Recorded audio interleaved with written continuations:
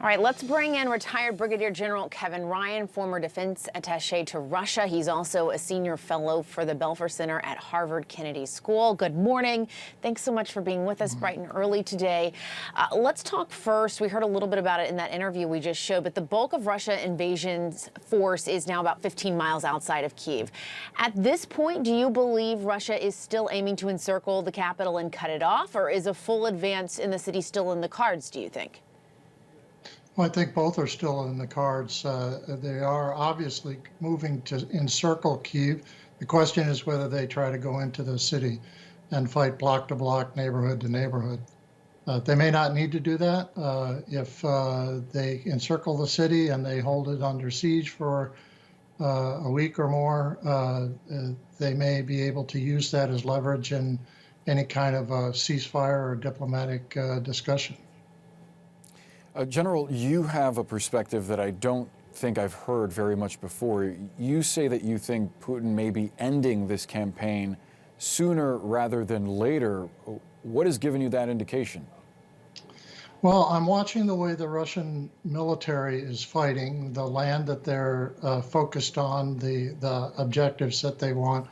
I'm also seeing how the Russian military is doing with those operations. I think they are fully committed, as you mentioned, over 90% of their invasion force inside the borders of Ukraine. They're having great difficulty, not just in, say, overcoming fierce defense, which is tough, but they're having their own internal unforced errors going on inside of their own operation, logistics, close air support, communications are being intercepted in the open. So there are a lot of problems. I think that Putin doesn't need all of Ukraine to accomplish his goals. He doesn't need Western Ukraine, a place where people who don't want to be in his new republics or in territory that he annexes, people from those regions can go into this Western Ukraine and he can be rid of them. And General, we've heard from the White House, they've warned that Putin may try to use chemical weapons in his attack of Ukraine. There is fear this is going to get worse before it ends, with Russia potentially manufacturing a pretext to unleash those chemical weapons. What's your opinion? Do you think that Putin will cross that line? And how do you think that would change the West's posture in all of this?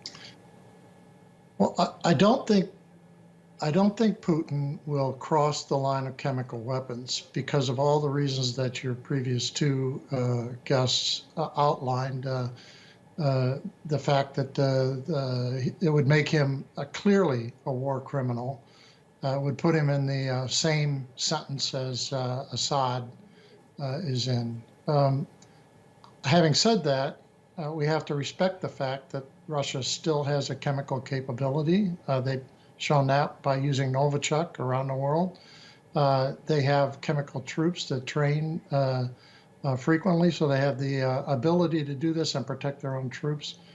It is possible that they could use a weapon of mass destruction, a chemical weapon. And if they do use a weapon of mass destruction, which chemical weapons are, then I think the United States should review its policy about interference in this war and its posture, what it's going to do, whether it whether it establishes a no-fly zone, et cetera. I think those things should all still be on the table. Respectfully, General, this is a leader that wasn't shy about poisoning dissidents with radiation in other countries. He supported the Assad regime, as you noted, as it used chemical weapons on its own people. But your assessment is that Vladimir Putin is unlikely to use chemical weapons in Ukraine because it will make him a war criminal. He's apparently using cluster bombs in Ukraine. There's evidence of that. His reputation is what might prevent him from using chemical weapons. I want to better understand your assessment. No, I don't think it's just his reputation. I think it is. It's a factor of what will the West respond with. If he uses a weapon of mass destruction, then despite frequent comments by the West that we will not put soldiers in Ukraine or dedicate NATO forces there, we won't ship the MiGs, all these things that we won't do, I think they go back on the table, and there's a good chance that we will begin to become more involved in this conflict. And that would be a definite escalation. I don't think Putin wants that escalation. He wants to take the territory he's aiming for now. He wants to destroy as much of the Ukrainian military as he can, and then declare a victory of sorts and begin to assimilate the lands that he's acquired, the strategic land along the Black Sea and in the eastern part of Ukraine. So yes, he can still elect to do this with chemical weapons, and there's nothing, it's not really about his reputation, it's about what would be the consequences of doing that. Right. Brigadier General Kevin Ryan, we've got to stop it there, but thank you so much for your insight. We appreciate it. Thank you. Thanks, General.